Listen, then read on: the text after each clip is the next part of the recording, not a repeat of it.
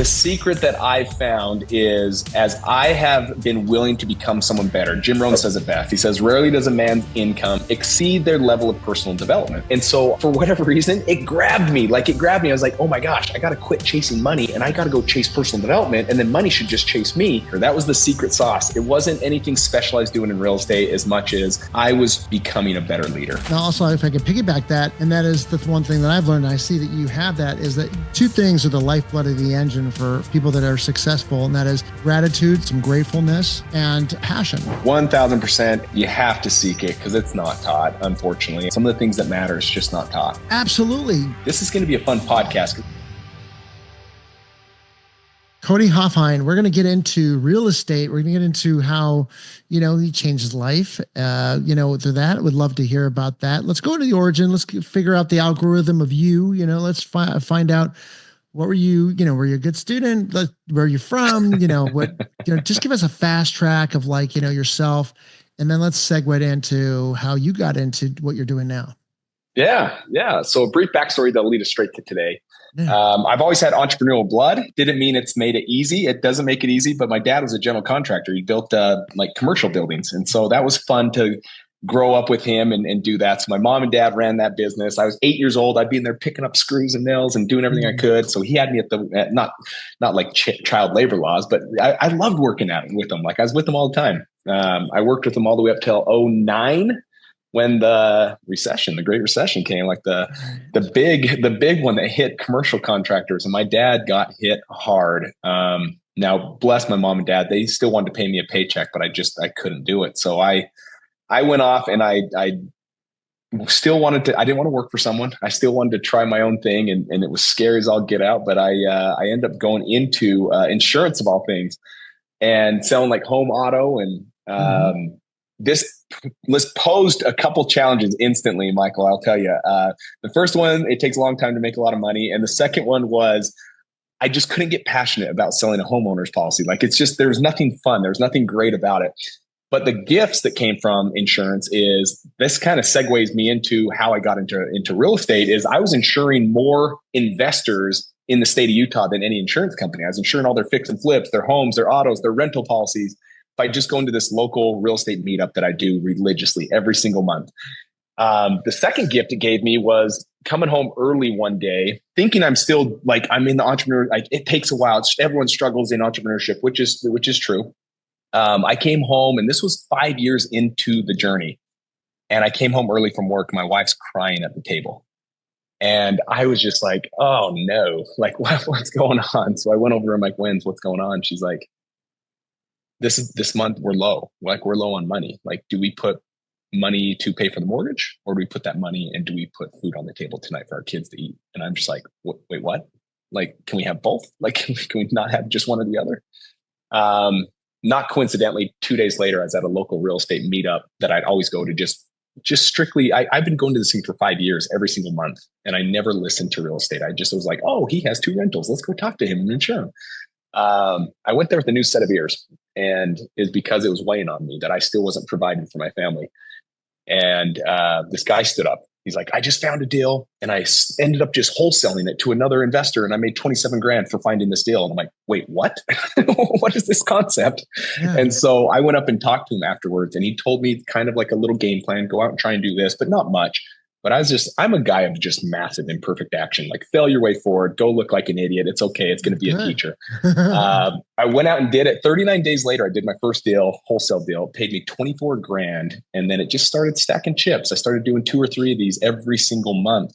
And it was incredible. So I told my good friend about it. I said, dude, you got to quit selling vinyl fencing. You got to try this out. I showed him this process. He goes out, he starts doing it. We ended up teaming up and just opening a business, hoping to make this something big and special. Our first year, we did 7 figures, and all the people that had been in this business for 10 or 15 years are like, who are these young punks coming in here first year and doing this? 2016, kind of fast forward, I co-founded Wholesaling Inc., which was just a coaching platform that we coached about 3,500 students nationwide, just kind of how to do this. We were a #1 podcast in the real estate space for multiple years. And then we were #3 in the business category. We were at one point ahead of Tony Robbins. And I'm like, Wow. I figured this out. This is good. And then the one that I couldn't beat was Dave Ramsey. That guy has that thing on gridlock. Yeah. And so just fun stuff started happening. And then in 2019, we wanted to help people scale their business, not just help them do their first deal, which Wholesaling Inc., that coaching program was just to do your first deal. So we started Joe Homebuyer in 2019. I sold the coaching program in 2020 and we franchised this in 2019. And fast forward, Joe Homebuyer is just a platform, a blueprint that people can buy into, a franchise system they can buy into so they can learn to do exactly what we do with a proven process, skill development, leadership development, so they can grow a business that does 7 figures. And we have about 95 franchisees across the nation. That kind of catches us up to where we are today. Wow. Okay. Well, let's do a little education because I myself, like, what is wholesaling? Tell us about how that works. Yeah. Wholesaling, think of it this way. It's just being a deal finder. Like the simplest term, the simplest definition is a deal finder. You're going out there and you're marketing to off-market properties, direct to seller. Usually it's the crummy ones. I couldn't tell you how many homes we bought that have meth in it. It's just the homes that are either ran down or maybe someone just inherited mom and dad's home that just recently passed away and it needs so much fix up to even make it sellable on the market. It could be someone needs to move quick. We just had one a couple weeks ago where someone's like, hey, they called us on a Tuesday and said, we got to close on Friday. And like, whoa, that's a quick time. Real estate agents can't help them at that point. They need an investor to come in and do quick cash. So wholesaling is when you find something like that, you put it under contract as good a price as you can. And then at a discount. So we're getting homes maybe 50, 60 cents on the dollar, let's say. Again, these are homes that need some rehab and some love. But then we have a buyer's list of people. Let's say you want to fix and flip and you're like, hey, show me what you got. And I'm like, hey, I got this contract that allows you to buy home 123 Main Street. Maybe I put it under contract at $100,000. Maybe it's worth $200,000 when it's fixed up and it's all said and done. And I just say, hey, here's a contract that allows you to buy a home at 123 Main Street. I'm going to sell it to you for $120,000. I'll sell you the contract. And then you go close in my behalf. Title company will cut a check for $100,000 to the seller and then cut a check for me for $20,000 for the difference that I made for finding that deal, if that makes sense. Yes, it makes sense. It's like an associate producer in Hollywood. They really don't, they're not part of the production, but they see a film that they could sell, and then same concept. So you're the middle guy. But you're offering a good service because these people need to act fast. Usually, that's one pain point that you're solving. That's right. And then you come in there and you put, what do? You put the money in escrow to hold it. And then you're like, but then you ever get stuck with properties? How do you navigate through that? Where like, you can't find a buyer.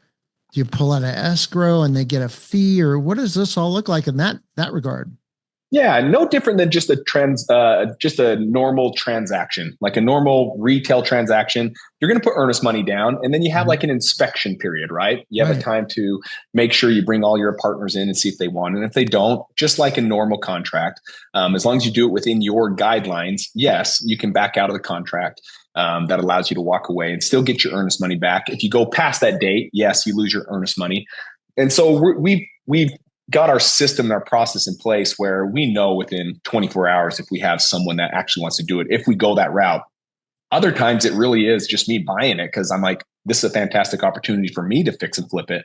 And then instead of making just a wholesale fee, we can make the fix and flip fee on top of that wholesale fee and keep the whole thing. So it just, you kind of have to weigh every deal and say, okay, do I want the quick cash now, or do I want to maximize how much I can make this home and do the fix and flip? Now, I don't like to do a ton at a time. We may do maybe 20 a year fix and flips.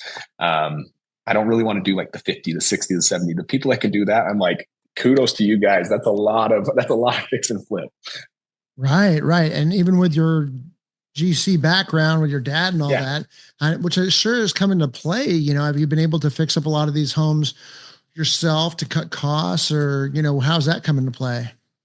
So naturally you would think that's the route I'd go, but it's yes, I do know how to do it. We did it for our first couple, but it almost hinders you. It gets in your way from just focusing, laser focus on how to maximize also how much I can make per hour by not touching it, by just moving on to the next deal and finding the next deal. So it's now to the point where we have a team that does this. So we have a construction crew that we just, our subs love us. We keep them hungry, going from one job to the next.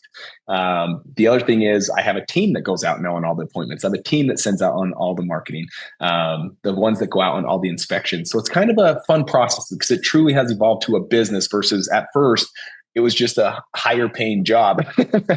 It's like you're working from 9 to 9. Right. But you could still be the GC. You're the general contractor. You're just hiring subs where you could save money there too. Cause you're not, a lot of those general contractors, you say, set it and forget, they do the whole thing, they take a good portion. Are you able to save, from there by you guys doing your own, hire the subs, you save the general contractors? 10-20%. Yeah. You save 10 to 20% by just doing that. And then, down here, have you ever been to Southern Utah, by the way? St. George. Yeah, I've been. Oh my gosh. No, I've been through Utah. Like Sundance and all throughout. The film festival. You have to have been there, always, right? Right. Incredible. Robert Redford's property up there is gorgeous. Well, Southern Utah is it's gorgeous. It's the red rock. It's so good. It's so beautiful. It's always sunny. There's no winter. There's no snow. Zion's National Park's down here. Bryce Canyon's not too far from here. It's just gorgeous. And so down here, I'm in this fun market. We just barely moved down here. And now we're doing some high luxury, spec homes where these homes are like $4 or $5 million homes. And it is such a fun little market down here. It's like you don't move here to get a job. You move here because you own a business or you've exited a business or you're like a high level exec that has like a virtual job. Where'd you live before that? Just in Salt Lake. So I was up in a little suburb called South Jordan. Yeah. So you've always been a Utah boy though. Yeah. Other than a couple years, I was out on, I served a church mission in Honduras. Nice. That was about as far as I've ever been from home. What's nice though, because people don't understand the value of you building your infrastructure and your connections and everything out of your, that's even going to college, like my younger daughter, she's like, I want to, my wife's from Connecticut. She goes, I want to go to UConn. And I was like, that's cool. But, we're here in Austin, just outside Austin, Texas. We're in Georgetown, Texas. I said, the good thing about going to college, where are you and kind of built and growing up and building your infrastructure there is all your connections. You're going to, unless you want to do something globally, or nationally, more often than not, if you're in a good city, it's good to build connections in that city. Of course, it depends on the things, but I see that's what's happened with you. It's a perfect scenario to where, you have friends and infrastructure and connections that'll help you scale and grow. 1000%. And coming on to this, I've listened to now many of your podcast episodes and then many of where you've been a guest on someone else. And it's like, here's a common thread. Those that are out there just doing their best to become a better version of themselves every single day. You mentioned some of the same mentors that I get mentored through. You mentioned a lot of like Tony Robbins. You mentioned a lot of, and then even Tony Robbins' mentor was Jim Rohn. There's so many common threads here that I've always this is going to be a fun podcast because it's talking about some of these things. Like it really isn't about the real estate as much as the secret that I've found is as I have been willing to become someone better. Jim Rohn says it best. He says, rarely does a man's income exceed their level of personal development. And so I heard that at maybe 12 years ago. And so for whatever reason, it grabbed me. I was like, oh my gosh, I got to quit chasing money and I got to go chase personal development. And then money should just chase me. And that really was the kicker. That was the secret sauce. It wasn't anything special I was doing in real estate as much as I was becoming a better leader. I was being someone that could attract an A player to come work for me because 10 years ago, I wasn't that person. I was attracting C players and C players weren't cutting it for me. And I had to look in the mirror and say, no, it's because you're a C leader. C leaders don't deserve A players. And as I just worked on myself and became someone better, that was the special sauce that made entrepreneurship just kind of make sense. Yeah, if I could thank you for that. And also if I could piggyback that, and that is the one thing that I've learned, and I see that you have that, is that two things are the lifeblood of the engine for people that are successful. And that is gratitude, some gratefulness, and passion. Those two things, when you're passionate and you're grateful, every day you got the wind at your back. I just I recorded before you. I was just quoting. I was for the Bullet Tour podcast, which is a different podcast. For our outdoor brand, I was talking to a hunter, but it all led back to like, he's like, if you're hunting, he's like, don't wait, stay another 15 minutes, in that deer blind if you have to. And I was like, that's like the Zig Ziglar analogy where the water pump, or this one, the water pump analogy. Right. Yes. And that's the thing is like that type of mentality of keeping yourself with gratitude and passion every day. That's what keeps those guys, they keep pumping the water, and the other guys will give up because they don't have gratitude. They don't have passion. And then they're like, holy shit, you were so close and you were going to produce, fruit, and water coming through that pipe. So it's the same thing, so not to get too much into like a personal development thing, but everything's related to that, like you said. 1,000%. I have those 3 pictures, by the way. When you say that, Darren Hardy talks about it in the Compound Effect. Yeah. He had the picture of the compounding penny, where if you take a $3 million now or compound and double a penny for the next 30 days, what will you take? Most people take 3 million, but the penny that doubles daily for 30 turns into 11 million. And then he has the picture of the train, because it's so hard to get that first revolution of that train to get going. But once you get going, big mo or momentum comes and helps you.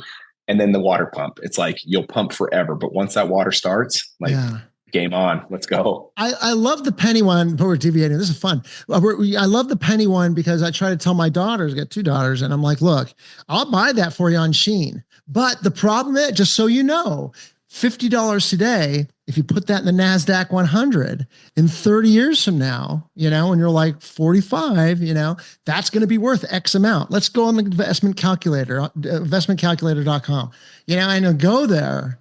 And I was like, that really clicks to them, but they still don't care. But anyways, it would click with me, if I was 15, somebody showed me that investment calculator, but it's the same thing. That's another element of personal development and then living, and Dave Ramsey and all that stuff, living below your means and all that stuff is all integrated. And you never learn any of this shit unless you are passionate about personal development and growth. You have to seek it because it's not taught. Unfortunately, I don't want to say how I truly feel about some of the schooling, but it's just not taught. Some of the things that matter is just not taught. Yeah. In fact, I just did a post, Michael, on this on my daughter. Yeah. She has the same energetic personality, bubbly personality as me. She has a lot of her dad's characteristics, and she wants to make people laugh. She can't sit still. She has all these, and in the school, those behaviors are not rewarded, right? They're almost like a disturbance or a behavior problem. And so we'll get like reports from her teacher saying, hey, she's really having a hard time doing this or really having a hard time doing this. And so we sat up with the teacher and said, hey, can you tell us when she does something good and like just be with us? We took our daughter to go get ice cream because she got 2 greens and 2 yellows. I'm like, hey, I'll take those 2 greens. Like, this is fantastic. So we took her to get ice cream, had an incredible night. She was laughing. She was having fun. We didn't focus on the yellows and what she can improve. We focused on the greens. And I just don't want to kill her curiosity. I don't want to rub off the world like you have to be this way, you have to form this way, because that's what our schooling system would do. And I get it, but I don't want to kill her curiosity because she's going to change the world. She's going to change lives for the better. And I want her to maintain that curiosity. I want her to maintain making people laugh. I want her to maintain being able to bounce around and not want to sit still. Like that's naturally her. And I don't want to kill that. Like it may not serve her in school, but it'll serve her in some time. Absolutely. Jordan, another person, Jordan Peterson I was watching something on him. Oh, I love him. Yeah. And he was just talking about, he's like, there's people that live, I'm not going to be charged. Forget that. I'm not going to do this impression, but he was like talking about, he was talking about there's like group of people of like, kids that are growing up, don't do anything wrong. And they're just like, really straight and narrow. And then there's kids like that totally like go to the other end of the spectrum. But those kids in the middle that screw up, that like test the waters, maybe fall over on their face, maybe do something a little wrong. It's okay, because those are the guys in the middle that are really learning. They have a healthy curiosity. So that's not courage. And back to the school thing. They don't teach, they don't have classes, at least the conventional public high school didn't when I went to high school, was eons ago, but critical thinking, analyzing the who, what, where, why, when, and how, and kind of breaking it down like the Toyota 5 whys and critical thinking and really systematically, doing, that's a whole class it should be. And then personal development. I mean, we're not talking about psychology. They have psychology in Yeah. some, high school courses. We're talking about personal development, which is a little different. So I think that would be two things that would serve us well if we had those in our high schools. 1,000%. 1,000%. I want to, I try to get into our high school. They have a real estate course here and they said, hey, if there's anyone that that does real estate, come in. I'm like, fun thing is I'm not even going to talk about real estate. Like I'm going to talk about some things you guys don't talk about here. And that is real estate takes care of itself. It's the lagging measurement, right? It's what are these things, what are the leading measurements that we're doing that almost like we're Bill Walsh, the legendary coach for the 49ers. It's like, you do this, the scoreboard just takes care of itself. Nice. And I think so many times we're focused on, I think we're focused on this scoreboard too much. And it's like, guys, scoreboard takes care of itself, but what are the leading measurements? What are the things? What's your morning routine look like? What does your fitness regime look like? What's your nutrition? What is your daily habits? Well, who are you following? Are you Jim Rohn? You're the average of the 5 closest individuals you spend the most time with. It's like, who are your 5? Or if your 5 make 80 grand, you're probably going to make 80 grand. If your 5 are obese, you're probably going to be obese. If your 5 go to the bar every night, you're probably going to go to the bar every night. But to the opposite, if your 5 are millionaires, there's a good chance you're going to find the blueprint to be a millionaire yourself. It's such a powerful, powerful quote that I've always lived by. And I've always had to think, who are my 5? Who are my 5? Who are my 5 for parenting? Who are my 5 for nutrition? Who are my 5 for personal development? Who are my 5 for spiritual? And I just try to find the best of the best and make sure somehow, and sometimes it costs money, I put myself in that room. Yeah, that's awesome. All right, so we're getting off on that was our little personal development portion. That was great. Let's go back because I want to find out some skill set here. So, what about you do the wholesaling portion? You're buying and selling mainly homes, but how about commercial real estate? And what other modalities of real estate investment are you in? Yeah, commercial's a little bit. I don't know. I think there's some that can do all. I like to stay laser focused. I have done commercial. In fact, an individual just out of Newport, not too far from Newport, a big commercial investor. His name's Manny Koshman. Me and him have done a few buildings out there. We've done a few in Houston, actually. In fact, Greens Point, where everyone calls Guns Point, is we have a couple buildings out there. In your neck of the woods that are office space. Office space took a dump. Like it's not an easy market to get into. Now, Manny is really, really smart. And so again, if I was going to invest in it, it's because I invested actually in the guy that knows what he's doing. So we bought it well and it's still performing well. But no, I don't really do a whole lot of commercial. It's just a different beast. It's changed so much. I really try to just stay narrow. I narrow my focus and just get really good. Warren Buffett says it best, right? Like learn the rules of the game and play by those rules better than anyone else. And that's kind of been my philosophy. Right. Speaking of Warren Buffett, so I was just going to ask you about real estate investing because of my personal situation. Right now, I'm heavily in the market. And of course I spend a lot of, time on my business. That's 3, that's 2 out of the 3. And then they say real estate. Nice. That's, make money with the business, invest in the market and real estate. The real estate I had the first building for chartsplus.com was in Palm. Well, there was like the third, but like it was in Palmdale, California. But I leased it out because I wasn't going to get the money I have for it. Now we're in the process of selling it. And we're going to do a 1031 exchange. You get a lot more free money out here in Georgetown, Texas. So I wanted to build like a campus of like 6 10,000 square foot warehouses with office, mainly like, 90% warehouse and then 10% office. So love that. They call it flex space in Utah. Right. Okay. So, and then we just want to lease them out. And of course it's right next to my current building for Charge Plus and Bollator. So if I need to use some warehouse space, hey, we got open space. Let's bring some merchandise over there.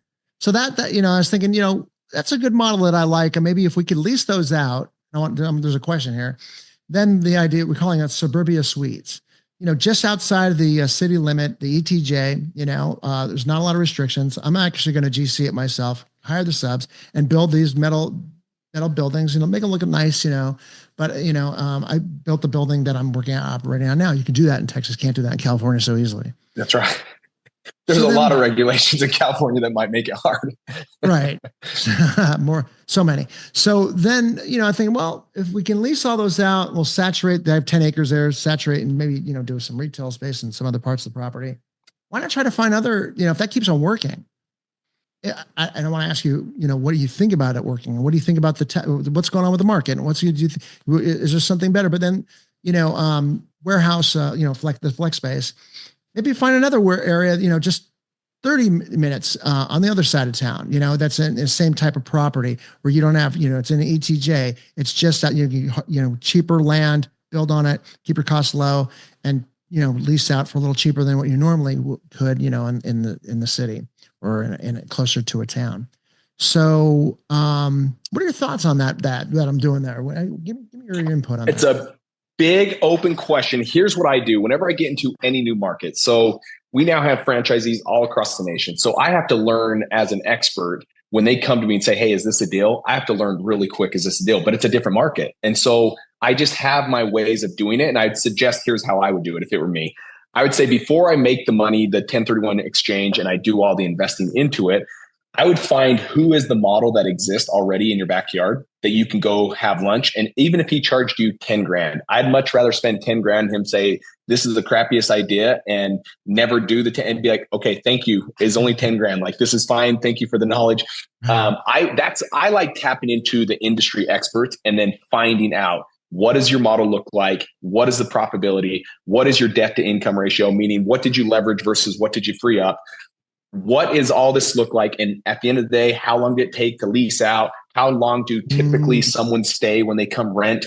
Are they keeping a 1-year lease, a 3-year lease? Is it a triple net or is it all in? Like, you'd have to find out just some of these natural things. And by the way, I would be glad to, after this is all said and done, if you want to keep talking about this, we can for sure. I'll just kind of give you what I would do. That's awesome. And then with that, it's just, you get with talking to the industry experts. I have a little model that I've just always lived by, and that is, it gives you clarity or awareness. With better awareness leads to better choices. With better choices leads to better results. And it's just a circle. Like, nice. It's not easy. It's simple though. I just try to find ways to get awareness so I can make better choices and have better results. That's a good, I did find the number one real estate agent that, I looked for properties on LoopNet that were selling, a similar kind. Yep. I saw the number one, agent in the area, called him up months ago. And I said, hey, look, I'm thinking about doing this. What are your thoughts on that? What do you, how's the other building? He's like, I think it's great. Da, da, da. Of course, that's an agent. What I should do is say, look, can I talk to, the guy that built some of these campuses that Bingo. I'm doing, talk to them, like you say. Bingo. I need to talk to them.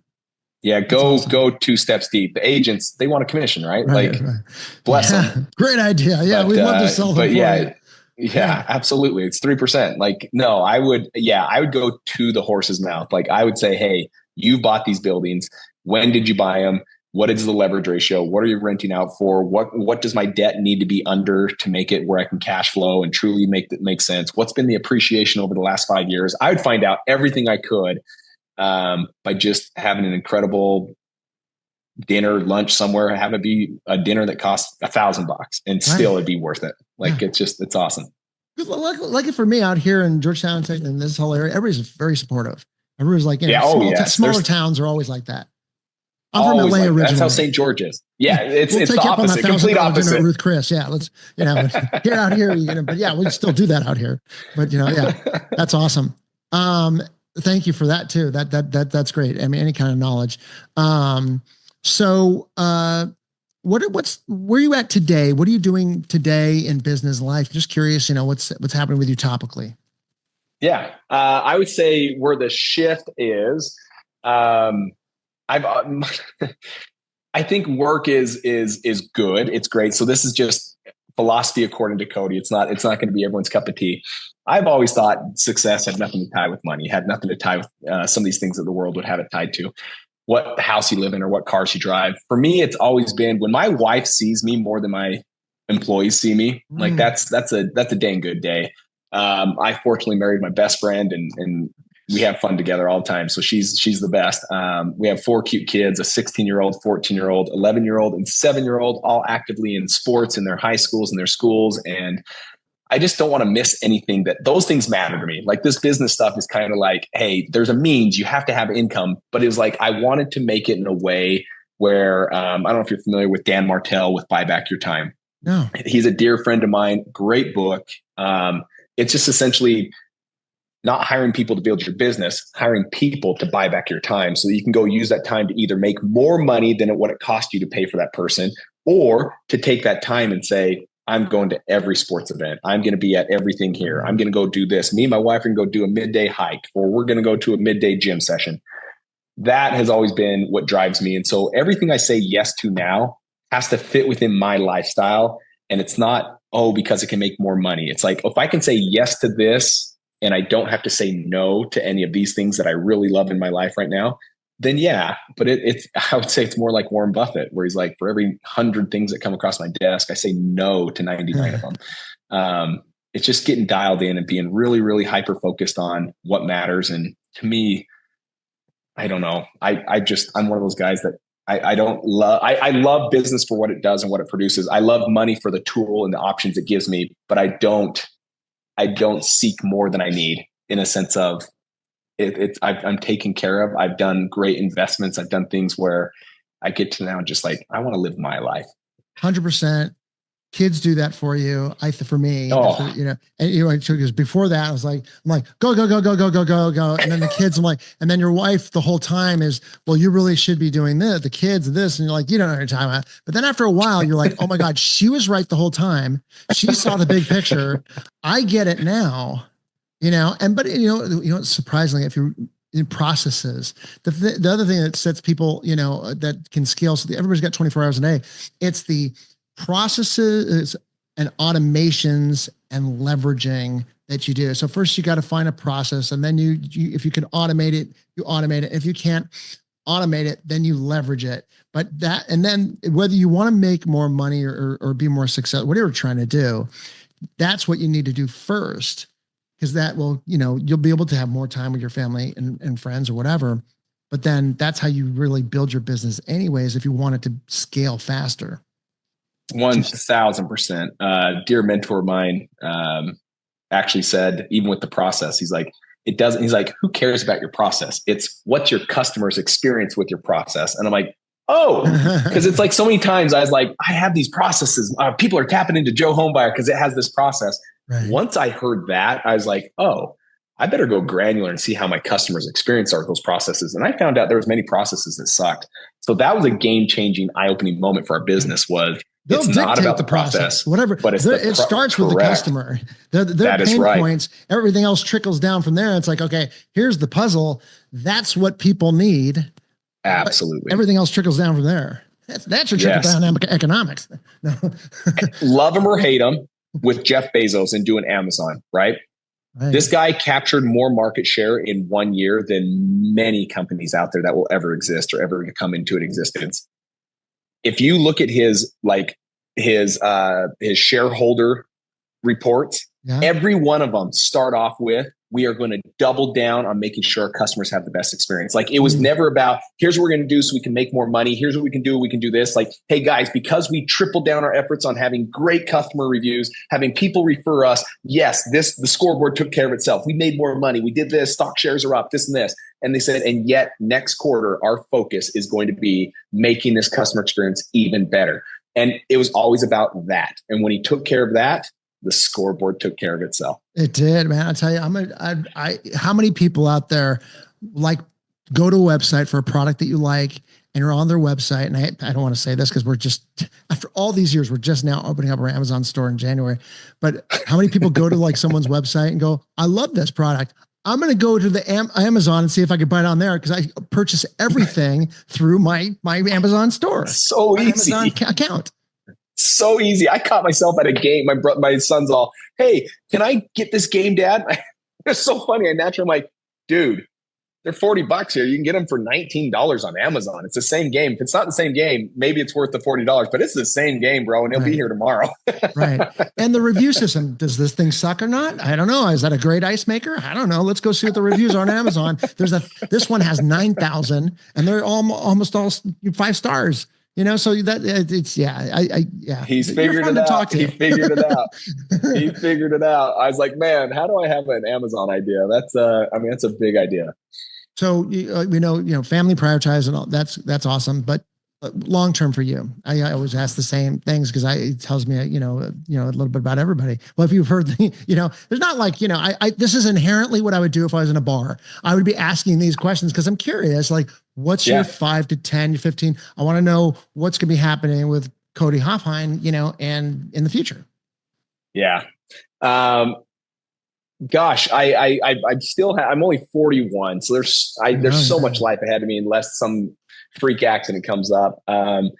There's so much life ahead, but I see it wasn't this way all the way. I've always been chasing money. Like it was always how do you do that? And then when you got there, it was kind of like, oh, like yes, it was cool that you accomplished something, but it truly is like, it sounds so cliche, but I'm like, it doesn't buy happiness. It really doesn't. It's just an option. It's just a tool that magnifies most times. If you're kind, it's a magnifier to help you just be kinder at a bigger platform. If you're a complete prick, like it magnifies how big of a prick you're going to be. Like It's just a magnifier. It's a tool. It's an option. Because these things have worked so great, and some people would look at this and like, is this a step back for Cody Hofhine? I really love coaching people. I loved it back when I owned Wholesaling Inc. I love helping people just build their business. I love doing it in a way where I can give back. So it's out of a heart of impact versus income. And the cool thing is, because of that, the income's still going to come in. In fact, it's going to come in higher than had I put income first versus impact. I genuinely want to just go help more individuals that don't have what it currently takes to jump into entrepreneurship. It's not easy. It's hard. It's the hardest thing. In fact, some people say, what would you tell your younger self? I'd tell them probably not get into entrepreneurship. I mean, there's people like that because like it was so hard. Like it was the hardest. I knew it was going to be hard, but it was 50 times harder than what I actually thought it was. And there's a truth to that. It's hard. But the blessing and the connecting with other people and the impact you can have on people's lives, I don't think there's a better tool out there than entrepreneurship to make more connections and impact that will serve humanity, that will serve for a better world, that will serve for a better community, that will serve for better families.